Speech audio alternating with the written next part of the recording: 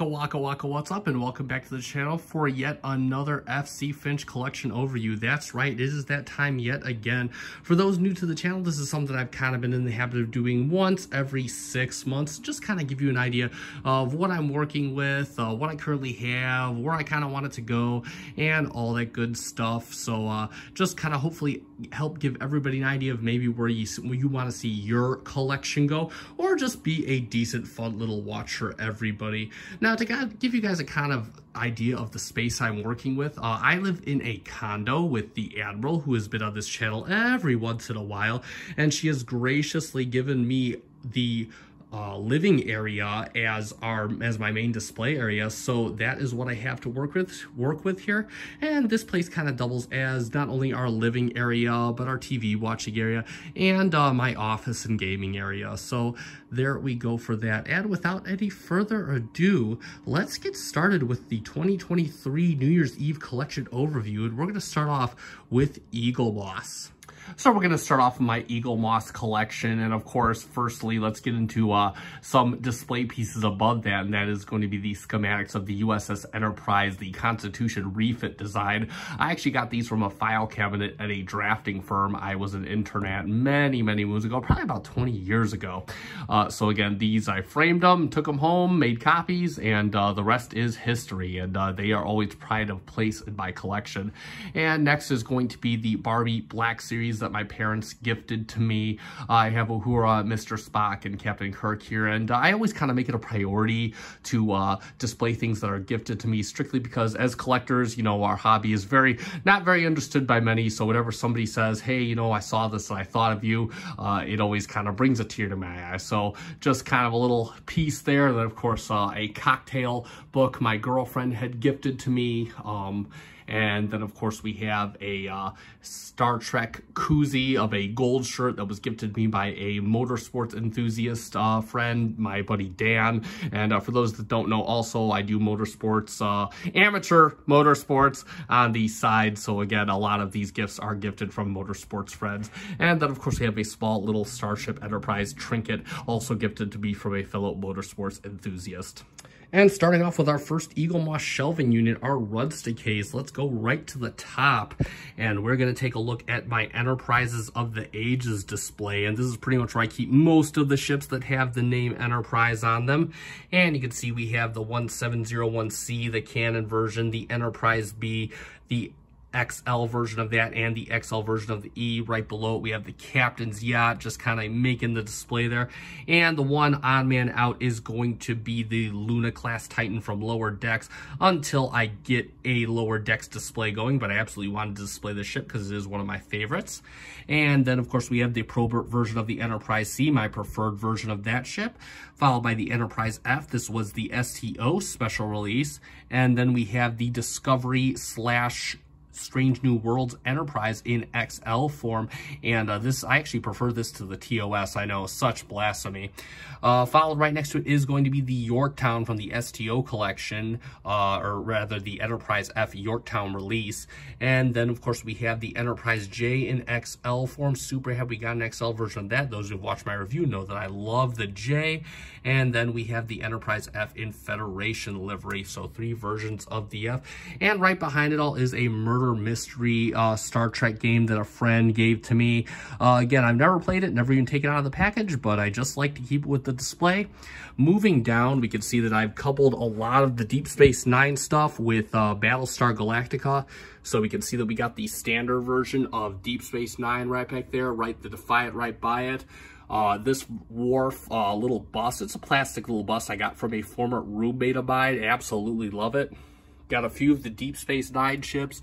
We have the Saratoga, Cisco's old ship, the Runabout, and Charlie's USS Centaur. Then, of course, we have another favorite, the Akira XL, and right below it, a few more of the Battle of Sector 001 ships. We got the Saber class and the Steamrunner class. Then we have the Daedalus from Stargate, as well as the Battlestar Galactica Colonial Fleet. We got our Valkyrie, our Pegasus, and our Galactica from Blood and Chrome. It's kind of like the more armored up version of the Blood and Chrome version, a bit better than the version from the show. And then, of course, we have the Cylon Shock Trooper from the 2004 series. That was a special edition released by Eagle Moss. And moving on to our bottom shelf, we have most of the Aliens as well as some odd Federation ships or Lesser Seed Federation ships. So we, of course, have the Excelsior XL. We have the Doug Drexler refit of the NX-01. And right below it, we kind of have the proverbial successor with the USS Bonaventure. We have the ship with Fraser as captain from Cause and Effect. We have the USS Grissom.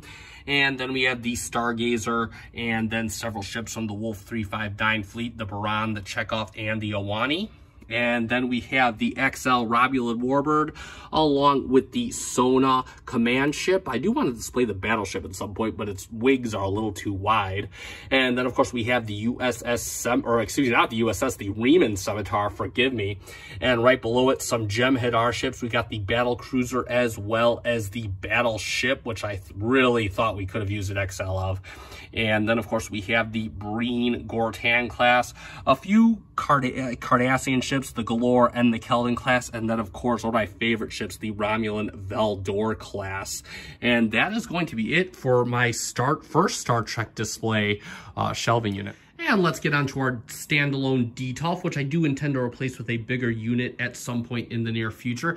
And this is kind of dedicated to a few specific displays. The first up here being the motion picture / TOS. So the portrait in back was autographed for me by, I think, a random crew member actor that I got from an aunt or uncle. So I don't want to show the whole autograph because it does have my name on it. But we also have the Enterprise AXL. I actually really love this ship despite all its shortcomings. It looks really good. I don't notice the shortcomings from 10 feet away. And then we have the Standard Reliant as well as the TMP Enterprise just kind of facing off along with a Star Trek deck of cards. And then, of course, we have Kirk, Spock, and McCoy. These are Art Asylum figures, and they look absolutely great. I love the face sculpts on them. Going down, we have our Next Generation display, and the Pez dispensers I got from a motorsports friends of mine. I believe I got from my aunt and uncle the Ambassador Data figure. And then, of course, we have the Enterprise DXL. The Standard D is going to be below it, and then we have the Dreadnought, the smaller one. I kind of want the XL at some point. And then we have our family of Nebula class, just because they fit the Galaxy class motif. And then if we move down, we can see we got our whole Klingon display. I actually love the way the Klingon ships from Next Generation and the original series look. And we have a Migo Klingon figure, in the back. Up here we have the Katinga XL class, beautiful ship. Super glad I got into this model when it came out. And then we have the Discovery D7. Again, really love the ship. I think it fits in perfectly with the rest of the Klingon ships. Looks great, and these guys look like family together. And then we have the Raptor there in back, one of our recent reviews. And of course, on the bottom, we have the Negvar, the Vorcha, the D5, and the D4 concept, just kind of sitting as one big happy family. And lastly, we have our Voyager display, which includes Seska as a Cardassian action figure right back there. We have the Prometheus XL and the standard Prometheus right below it. Love the ship so much, I put it up twice. And then we have the USS Voyager XL, and below it we have the Rick Sternbach concept of the ship, the Battleship Voyager from the episode Living Witness, and then of course the Equinox and the Relativity. And yeah, that is it for our standalone DTOF Eagle Boss display. And let's move on to the Transformers part of the collection. This is going to be the biggest portion of the collection. And we're going to start off with the Decepticons because it's kind of kitty corner with the Eagle Moss stuff. And so let's go. And we also have the Admiral stuffed animals sharing a shelf for now. I kind of think of those as Megatron's support troops because, you know, we're surrounded by morons, don't you know?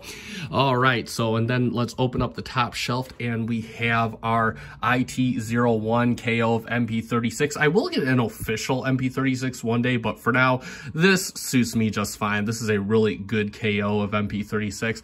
And for now, we have FT44 Thomas, their take on Astrotrain, sharing a Season 1 shelf. He will eventually be in a Season 2 shelf soon as I get a proper one going. And then RP01 Acoustic Wave, their take on Soundwave with Laserbeak on his arm, and Ravage there at the bottom. Bad Kitty. And then moving down, we of course have the new supply, the newly acquired new supply Lincoln Memorial set. Such a great set. And we have kind of the Seekers and Rumble and Frenzy destroying everything. We got Thundercracker in jet mode. Love the effects pieces with these Takara Seekers. Starscream keeping the throne warm for Megatron, and Skywarp just wreaking havoc. We got Frenzy down there next to the Decepticon symbol. Got a Smash Column as uses pile drivers, and Rumble just chilling, just kind of Decepticons being Decepticons. And then of course at the very bottom we have the Devastator from Toy World. That's right, I'm still planning to keep this as my Devastator. I will be going in on either Fans Toys or Ocular Max Constructicons for the robot mode or the vehicle mode, but this is going to be my Devastator. I absolutely love this offering. I think it still stands up. Love the beefy feel of it, and this thing just poses like no other. So definitely really good offering there.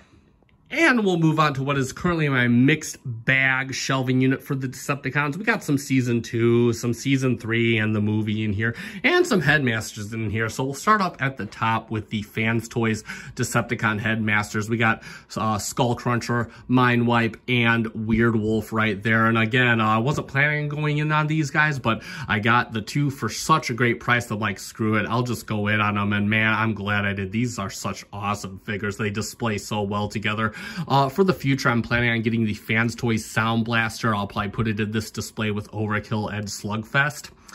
Next up, we of course have our Decepticon movie Decepticons, and there we have Galvatron holding the Matrix, looking all angry like he's constipated, and then we have both versions of Cyclonus. That's right, a mold so nice I bought it twice. I got the movie version in robot mode, got his little Target Master nightstick. I'm not crazy about Target Masters, but I paid for the whole figure. I'm going to display the whole figure, and we got the FT 2019 in that beautiful jet mode, just hanging out in back right there, waiting to finish this display with the forthcoming FT61 Inquisitor, their take on Scourge.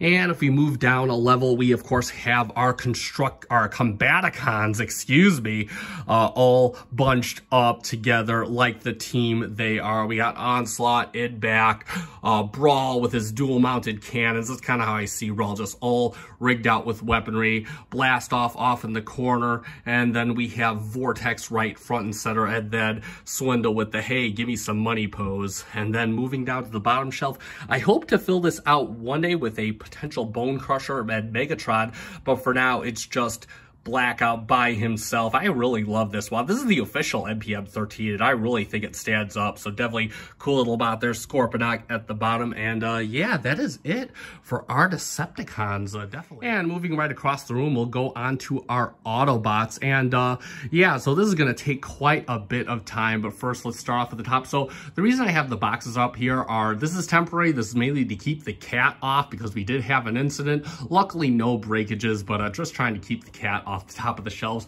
And of course we have a lovely drawing that Aurelio Rigoni did of my Corvette in robot mode. Definitely, if you see him, hit him up. He can do some very cool artwork. Not my ideal robot mode for the character, but this is perfect, especially for what he did on the fly. So definitely very cool there. And let's start off with my Season 1 Autobots. There we go, trying to, again, separate all the shelving units by order of season. And of course, we have, while I will extend these quarter platforms, that is my goal for either this year or the next year. We have on top, we have the Fans Toys Trailbreaker right next to the Takara official Prowl. Hope to replace them with the plus version at some point. And then of course we have Sideswipe, kind of an older mold, but still kind of stands up. I hope we get a 2.0 soon. And then of course we have Sunstreaker, one of Takara's greatest hits. And then of course Brawn holding a 3D printed steel beam. This is kind of an homage to the Ultimate Doom, and this is still kind of a work in progress. I'll make a video on it at some point, but I always kind of picture Brawn as a fight with his hands kind of guy. And then moving down to his shelf, you can see we got the Boss Bot and some of the big bots. So we got MP44 right there, front and center. And then of course we have Spike and Carly hanging out in the trailer repair bay. We got Sparkplug, working on Roller, and Chip Chase. That's right, I paid for the whole figure. I'm going to display the whole damn figure. We have, of course, Fans Toys Jive, or their Jazz, with his grappling hook, and then, of course, Cliff Jumper right next to him at the bottom there. Mirage in back, and then, of course, we have that MP57 Skyfire. Again, really love this figure. It poses so well in those air poses. And then, of course, moving down to the bottom shelf, we have Blue Streak at the bottom with his fire effects, and then we have Ironhide right next to Blue Streak. I hear X-Transbots is coming out with one, which in turn means Fans Toys is coming out with one, so I may be in on that. And then, of course, we have Gears at the bottom there, and then right next to Huffer and Wind Charger, which I'm hoping we get an offering for from Fans Toys or the official this year, because this is not, as you know, if you've seen the review, this is not one of my favorite figures.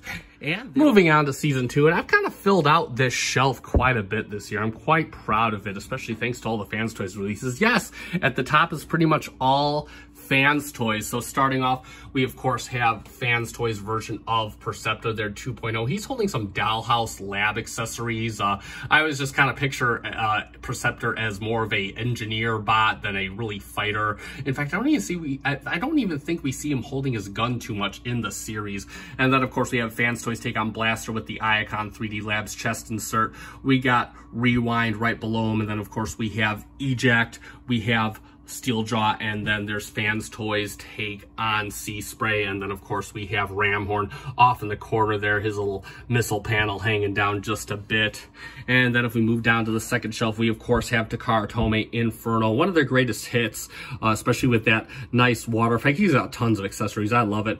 And then we have Fans Toys Warthog, or aka Power Glide, flying him back there with his gun. And then of course we have Hoist. I'd like to get a grapple in the mixed here, hopefully soon, but definitely there's Fans Toys take on Hoist. And then we have Skids right there, the Takara Tomy Skids. I actually got this for a really great deal off Hasbro Pulse.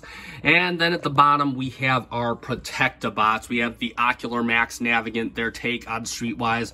We have X-Transbots Joe Kund, and we have X-Transbots Fuzz. I'm actually thinking of backing out on the X-Transbots Protectabots, especially if something better comes out. Initially I was going to keep them for a combined mode, but now I'm not so sure I really love these characters that much, especially due to the engineering. So, and before we move on to our Dinobots, just want to cover one thing at the top. So of course I got my Transformers chess set from the live action movies. My parents actually gifted this to me. They'll actually have a better display once I clear some of these boxes. And then of course we have the Voltron beer cans from Tim O. I'm actually keeping these beer cans. I actually have to keep 2 beer cans per case. The volumes 2 and 3 are out, and apparently each of them have Voltron doing a different pose, plus the various lion they represent. So definitely excited about those. And of course a narrow gauge beer can, which of course represents one of the codes. I believe this is a code for Contra, but feel free to correct me in the comments. And let's open and check out the Dinobots. Now on the top we have the Gigapower, Superator, and the Gutter, which is their take on Grimlock and Snarl in their Dynamo. Just look menacing. This set is just awesome. Just be sure that you have a lot of space to display them. And on the bottom we have of course Swoop or Gardentor, and then we have Gravitor and their take on Slag, Blast and Fire. And again, that's the whole display right there. Again, just such a magnificent set. I mean, this is really a collection statement right here. I love this set. And then on the bottom, since I really can't decide, and I love the Dinobots too much anyway, we of course have Fans Toys Grinder, their take on Grimlock with 2 of his daddies. I believe Spike was the other one. We have Wheeljack, and yes, these are the rods that Origin Bumblebee came with, but they display just nicely with him. And then we have Masterpiece Ratchet right there, who may or may not be replaced with a Fans Toys offering if whatever comes up. And moving down, we of course have the rest of the Fans Toys team, or most of them. We're still waiting on a Snarl, which hopefully will surface one of these years. And there we have Fans Toys take on Sludge. We have Scoria, or their take on Slag. And then we have Swoop. Swoop actually can use the flight stand. He's the Gigapower. It's no dice there, but Swoop actually actually does pose on the flight stand in these shelves of mine, so definitely very cool. And lastly but not least, let's get on with our movie bots, and they're just in a detail for now. But of course, on the top, we do have our box for Lego Optimus Prime. We'll show him in just a little bit. Let's open the shelf and take a look. And I've always been of the opinion that the KO companies just kind of kill the official with movie bots, and that is no less evident than it is with the Thunder Leader from Wei Zhang Black Apple. And then of course we have the Silver Phantom, or the KO of Masterpiece Jazz, and this is the LT02 offering for the MPM4 KO. And again, I usually never display vehicles with the actual robot mode, but in this case it just worked out, and the roads are beautiful on both bots. Again, love the paint. It's so unfortunate that Takara dropped the ball with these guys. Next up, we have another awesome third-party Optimus offering. This is Magnificent Mecha MM01, one of my favorite figures, right up there with the Black Apple Thunder Leader. And he is right next to the Shock Warrior, the KO of Studio Series Ratchet, the upsized KO with die-cast and light-up stuff. They really went on the ball. It's only like $45, only like $10 more than the Studio Series. That is insane.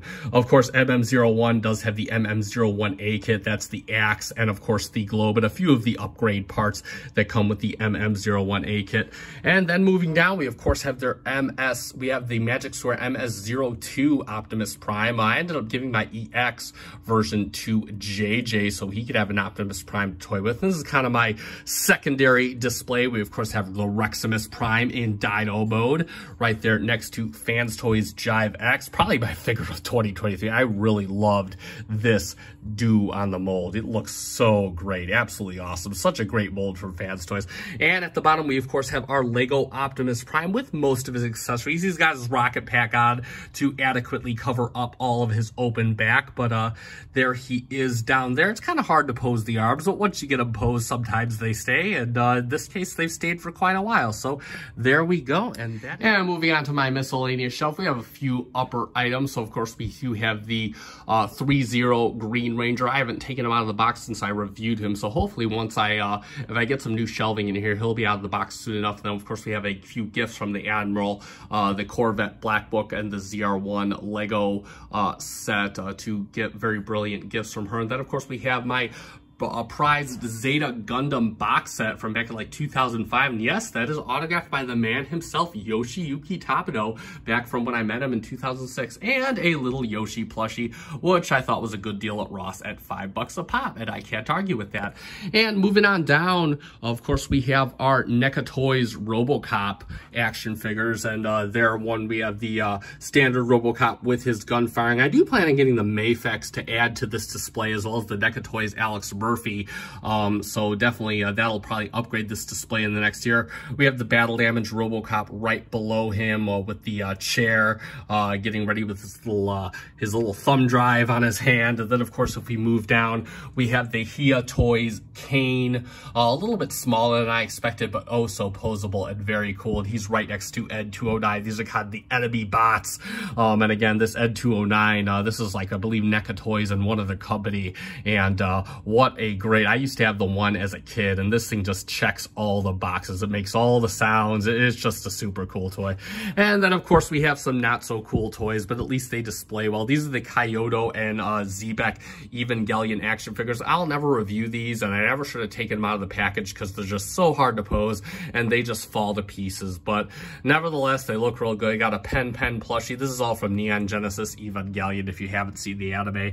And then of course we have a plushie Ava Unit 2. If you haven't guessed, Ava 2 is my favorite.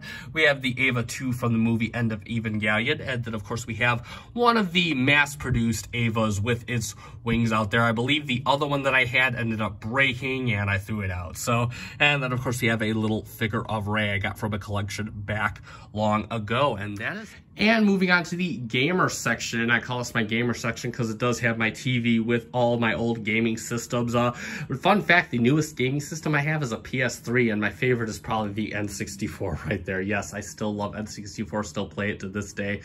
And then of course we have kind of a Star Trek original series tapestry. This was given to me by my former roommate Rob, so I kind of keep it. I love it very much. It's super cool looking. Got the Enterprise and all of the crew of the original series.